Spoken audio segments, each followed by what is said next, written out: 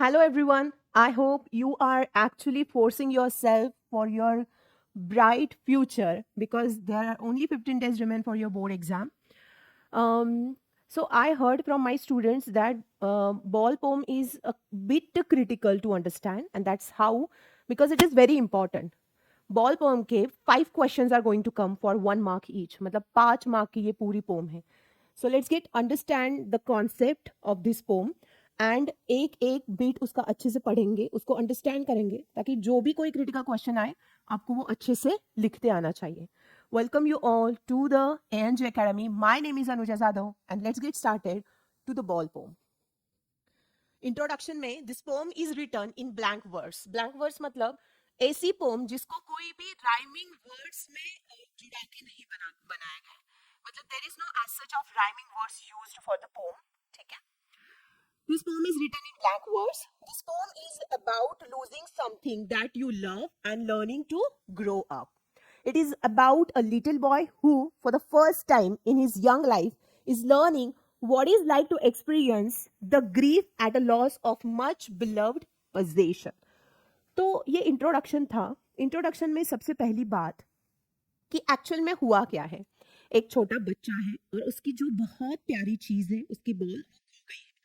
And it is all about it कि life में whenever आपको कोई चीज बहुत प्यारी होती है तो जब वो खो जाती है तो लाइफ में कैसे मूव ऑन होना चाहिए. हालांकि उस चीज की कोई भी प्लेस रिप्लेसमेंट नहीं है, उसकी प्लेस कोई नहीं ले सकता, फिर भी मूव ऑन करना चाहिए because it's all about your life, not about that a beautiful memory. तो वो चीज़ें जो आपने उस संभाल के रखी है जो बहुत प्यारी है आपके लिए, बट आपको एक एक्सपीरियंस होना चाहिए कि कभी ना कभी वो चीज़ें आपकी लाइफ से जाने ही वाली हैं. वो आपकी बहुत प्यारी साइकिल क्यों ना हो या फिर आपकी बहुत सबसे पहला टॉय क्यों ना हो, वो कभी ना कभी आपको पीछे छोड़ के लाइफ में आगे बढ़ते जाना है. So let's get started with the poem. Once a boy was playing with his ball. एक छोटा बच्चा एक बारी क्या कर रहा था, अपने बॉल के साथ खेल रहा था. It was bouncing in the street up and down. The boy was happily enjoying the game. While bouncing, suddenly it fell into the water and was lost. तो क्या हुआ, वो बॉल अच्छे से बाउंस कर रहा था रोड पे अप एंड डाउन मोशन में. The boy was happily enjoying the game. और बच्चा बहुत एंजॉय कर रहा था हैप्पीली उस गेम को. While bouncing, suddenly it fell into the water and was lost. और वो जब बाउंस कर रहा था तो क्या हुआ, वो अचानक से पानी में गिर गया और वो क्या हो गया, गुम गया. Without the ball, the boy became full of grief. और वो बॉल गुम होने की वजह से फुल ऑफ ग्रीफ. ग्रीफ मतलब डीप डाउन सैडनेस. ठीक है. The poet said and that there were other balls. He could purchase another since it was not a great loss. और वो हैप्पीली क्या कर सकता था, परचेज कर सकता था दूसरी बॉल. उतना भी उसका क्या नहीं था, बहुत ज्यादा लॉस नहीं हुआ था. There was no need to worry. इतना भी उसे परेशान होने की जरूरत नहीं थी. But the boy had that ball for a long time and so was deeply grieved due to his attachment. While writing down the answer, sad की जगह instead of sad, answer में grief word का use करना, it will enhance the chances of increasing your marks. Because grief का meaning technically बहुत ज्यादा sadness होता है. तो वेरी सैड को आप ग्रीफ से रिप्लेस करो आपके आंसर में, आपको इसका अच्छा बेनिफिट मिलेगा. ठीक है. तो उसे इतना ज्यादा परेशान होने की जरूरत नहीं थी, वो एक बॉल तो परचेस कर ही सकता था. But the boy had that ball for a long time and he was deeply grieve due to his attachment with it.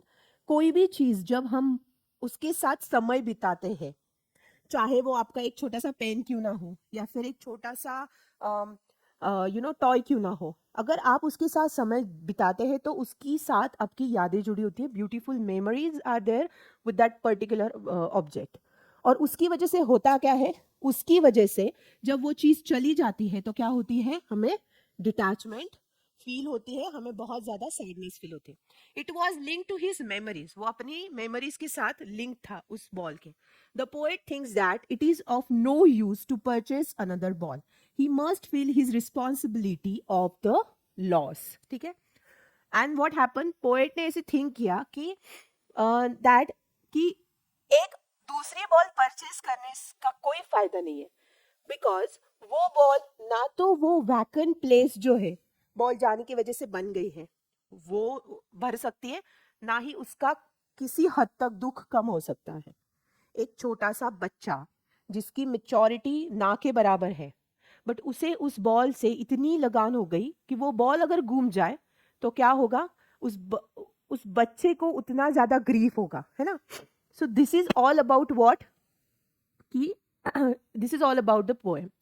Now stanza से एक line by line we will be explaining this.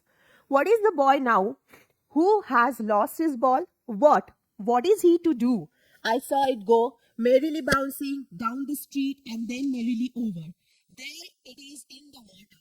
No use to say, oh, there are other balls. So this poem is all about that little boy who lost his ball and watches it bouncing down the street into water. To us, the loss of a ball is a minor consequence. Minor consequence मतलब बहुत छोटा incident, ठीक है, बहुत बड़ा major consequence नहीं है, it's a minor consequence. ये भी आप ऐड कर सकते हो आपके आंसर में। But to the little boy it was a valued possession, ये भी बहुत अच्छा ग्लॉसरी है। A valued possession, it was a very important to him, or it was a emotionally attached to him. Instead of that, you can write down a valued possession. The ball had been with him for a long time, and it was linked to the memories of the days when he played with it. तो क्या हुआ? To us, the loss of a ball is of a minor consequence, but to the little boy, it was a valued possession. The ball had been with him. The ball क्या था? उसके साथ था for a long time, and it was linked to the memories of the boys when he played with it. Okay.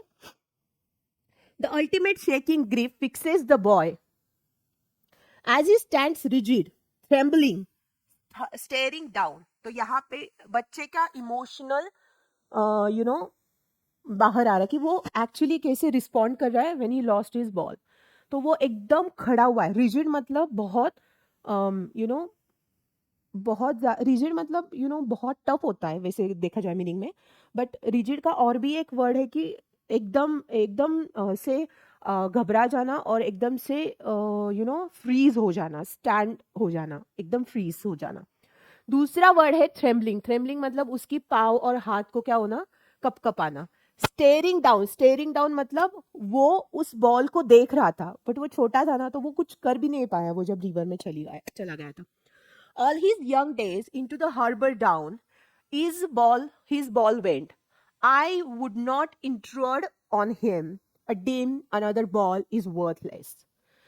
So boy was very much in trouble at the loss of his ball and plunges into grief. Plunges into grief मतलब बहुत दुख में चले जाना, ठीक है। ये plunges आपको अगर ध्यान में रह गया तो लिख लो, वरना कोई बात नहीं, इतना मतलब टेंशन मत लो। He stands stiff and stiff या फिर फ्रीज, वो फ्रीज हो गया। और ट्रेम्बलिंग मतलब वो बहुत ज्यादा उसको दुख लग रहा था, उसको समझ में नहीं आ रहा था कि अभी होने वाला क्या है मेरे साथ। while staring at his ball, he is upset as he looks into the gloomy water because it has been with him for a long time. ठीक है, सो वो अपसेट था as he looks into the gloomy water. जैसे वो water में क्या देख रहा था, it was a gloomy, and gloomy मतलब वो वाटर जो था, he looks into the gloomy water because it has been with him for a long long time. और उस वो पानी के बहाव में अपना बॉल चले जा रहा है और वो बस बंदा देख रहा है। When a ball bounces into the water, all his memories of the childhood days flashes in front of him. और जैसे जैसे वो बॉल जा रहा था वैसे वैसे उसकी यादें वो अपनी ब्रेन में दोहरा रहा था, अपने दिमाग में दोहरा रहा था कि ये कब लिया होगा, ये कैसे मैंने इससे बचा के फिर से घर पे लाया, ये गुम गया था तो दूसरे दिन मुझे मिला। वो सारी जो यादें थी उसकी जुड़ी हुई उस बॉल से, वो यादें वो उस बॉल की जाने से क्या कर रहा था, दोहरा रहा था, ठीक है। Moreover, the poet doesn't offer him money to buy another ball because that would be worthless. और सबसे बड़ी बात है कि पोएट को अंदाजा आ गया था कि चाहे जो भी हो, जितना भी मैं उसे ऑफर करूं पैसे या फिर कुछ, वो वर्थलेस है, वो कुछ काम की नहीं है, बिकॉज वो क्या है, वो उस चीज को क्या कर नहीं सकते, रिप्लेस कर नहीं सकते. Now he senses first responsibility. In a world of possessions, people will take balls. Ball will be lost always. Little boy, and no one buys a ball back. Money is external. Okay? और एक sense of responsibility एक incidence उसे दे गया. क्या दे गया वो हम explanation में देखते हैं. A boy cannot find his ball in a gloomy water. This is when he gets his first sense of responsibility. His first sense of responsibility in his life. पहली बार ऐसा हुआ कि उसकी लाइफ में उसकी जो पसंदीदा चीज थी वो गुम हो गई. तो उसे वो फर्स्ट सेंस ऑफ रिस्पॉन्सिबिलिटी आ गई. और वो क्या था? The poet suggests that from the loss of a ball, the boy is learning what it means to lose something in the world of possessions, where he will lose things. He will buy some more to replace the ones lost, but would never be able to buy back the things that he had lost. समझो आपके पास एक चीज है और वो आपको आप उससे अच्छे से खेल रहे हो और अचानक से उसका टूट जाना या फिर वो ऊपर से नीचे गिर जाना, वो टूट जाना. तो ये अगर चीजें हुई तो क्या होता है ना, कभी भी लाइफ में कोई भी चीज वैल्यूएबल जब होती है तो उसको उतना वैल्यू देना ही चाहिए. उसे उतना अच्छे से केयर से हैंडल करना ही चाहिए. थोड़ी सी लापरवाही या फिर थोड़ा सा इग्नोरेंस अगर हो गया, किसी चीज को आपने टेकन फॉर ग्रांटेड ले लिया, तो होता क्या है, वो चीज जब आपकी लाइफ से चली जाती है ना, उसका इतना बड़ा वैक्यूम आपकी लाइफ में हो जाता है जो कोई और चीज भर ही नहीं सकती.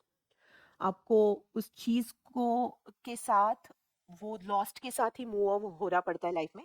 और फिर क्या होता है, आपकी लाइफ में कितना भी अच्छा वो उसकी उस चीज को रिप्लेस करने के लिए कितना भी अच्छा ऑप्शन आ जाए, वो आपको सराहनीय होता ही नहीं है ना. तो ये चीजें इंसानों के साथ भी होती है कि कोई इंसान अगर डिटैच हो जाए तो लाइफ में क्या होता है, कभी कभी बहुत छोटे बच्चे अपनी माँ को खो देते, कभी कभी अपने पिता को खो देते, कभी कोई अच्छा दोस्त उसको खो देते. कोविड में तो कितने लोगों ने कितने रिलेटिव्स खो दिए. उस चीज को आप भर नहीं सकते, चाहे कितनी भी अच्छी चीज मतलब कितना भी अच्छा व्यक्ति आपकी लाइफ में आ ना जाए, कितनी ही अच्छी हो आपकी मौसी, वो आपकी माँ की स्थान नहीं ले सकती है. या फिर कितने भी अच्छा हो आपके चाचा, वो आपके पिता का स्थान कभी नहीं ले सकते. या फिर कितना भी अच्छा दूसरा फ्रेंड हो जाए, अगर आपने अपना बहुत अच्छा फ्रेंड लॉस्ट किया है तो उसका वो नहीं हो सकता. The same thing is over here कि एक सेंस ऑफ रिस्पॉन्सिबिलिटी आनी चाहिए कि अगर कितना भी कुछ हो जाए, no one can replace that lost thing but would never be able to buy back, है ना. The poet thus makes the boy understand about his responsibility as the loss is immaterial. तो ये लॉस कैसा है? It is a immaterial चीज. Materialistic है but loss को आप गिना नहीं सकते या फिर उसको आप काउंट नहीं कर सकते. Money is external as it cannot buy memories. और पैसा सब चीजें ले सकता है बट पैसा कभी खोए हुए मेमोरीज, ब्यूटीफुल मेमोरीज फिर से वापस नहीं ला सकता. Nor can it replace the things that we love, the things that really matter. Okay? He is learning well behind his desperate eyes the epistemology of loss, how to stand up, knowing what every man must one day know, and most know many days how to stand up. The poet suggests that from the loss of the boy is learning how to stand up in the world of possession. The boy is learning what is it means to lose something. The poet says that knowing every man has to stand up after such losses, the boy too will learn how to stand up and leave the loss behind as he would have understood the true meaning of nature of loss. Epistemology मतलब the meaning, the true meaning of the nature of the loss. ठीक है. So ये तो क्या हो गया, समाप्ति हो गई. और समाप्ति में उन्होंने क्या बोला है कि ही इज लर्निंग, वो अभी उसकी लाइफ चालू हो गई है तो वो क्या कर रहा है, लर्न कर रहा है, वो सीख रहा है. Well behind his desperate eyes. उसे अभी भी ऐसे लगता है कि वो चीज मुझे मिल जाएगी बट वो तो मतलब उसकी इमेजिनेशन है, वो तो पॉसिबल नहीं है. The epistemology of the loss, how to stand up. और लॉस होने के बाद भी क्या होना है उसे, उतनी ही ताकत से फिर से मूव ऑन करना है. Knowing what every man must one day know and must know many day how to stand up. ठीक है. Merrily मतलब happily. Ultimate मतलब final. Shaking grief मतलब बहुत ज्यादा दुख होना. Harbor मतलब place. डीम मतलब ये जो है वो currency. Deem it's a currency. जैसे हमने लेंचो की लेसन में देखा था पेसोस करेंसी थी, वैसे ये भी है डीम. एक्सटर्नल मतलब superficial extrinsic. Epistemology of loss मतलब understanding the nature of loss. Oh, there are other balls. मतलब the word actually suggests that the loss is not important enough to worry about it. It's a minor consequence. Rigid मतलब stiff. Trembling मतलब shivering. Intrude on मतलब here to enter a situation where no one is welcome. Position मतलब to own something and desperate मतलब hopeless. Hopelessly वो क्या कर रहा था, देखे जा रहा था कि बॉल मिलेगा मिलेगा, बट ऐसी कोई बात नहीं थी. I hope you understood this poem. अगर कोई भी डाउट हो इस पोएम से रिलेटेड तो मुझे ज़रूर मैसेज करना कमेंट सेक्शन में कि ये वाली वर्ड या फिर ये वाला जो स्टैंजा का मीनिंग था वो समझ में नहीं आया, ये सेंटेंस मुझे समझ में नहीं आया. अच्छे से पढ़ो और अपनी माँ बाप का नाम रोशन करो. Thanks for watching this video. Stay tuned for more VVIP videos from this channel. Thanks a lot.